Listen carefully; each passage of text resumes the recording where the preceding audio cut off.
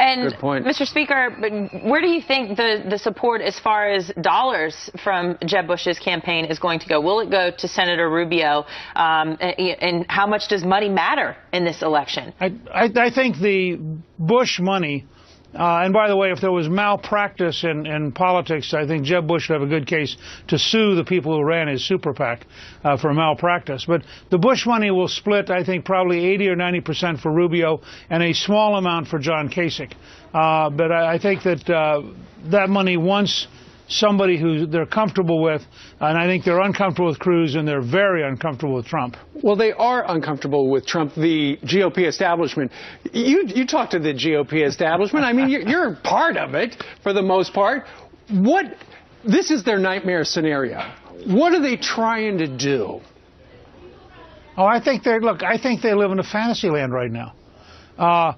Donald Trump is tapping into something in the country that's real. And if you take Trump's vote and Cruz's vote and Carson's vote, the three outsiders, they are once again at about 62% in South Carolina. And they have been consistently above 60% everywhere in the country if you pull together all of the insurgents. And there's a message there.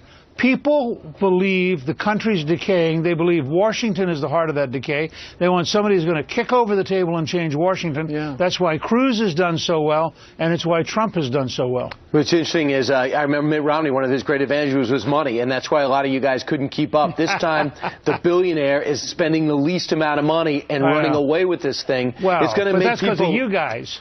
What? Look, that's because of you guys. Donald Trump gets up in the morning, tweets to the entire planet at no cost, picks up the phone, calls you, has a great conversation for about 8 minutes, which would have cost him a ton in commercial money.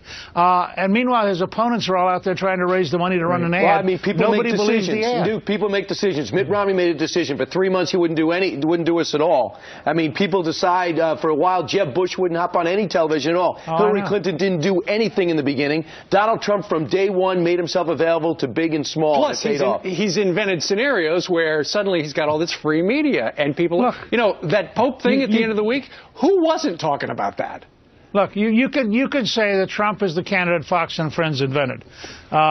He was on your show, I think, more than any other show. Every Monday. It was always a happy, positive conversation. Yep. He just kept going around the country, and this is one of his great advantages. He loves what he's currently doing.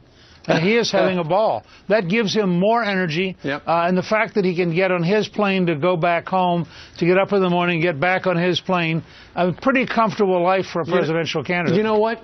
I want to be a billionaire, too. Just saying. All right. Newt, thank you very much for joining us today. Thanks.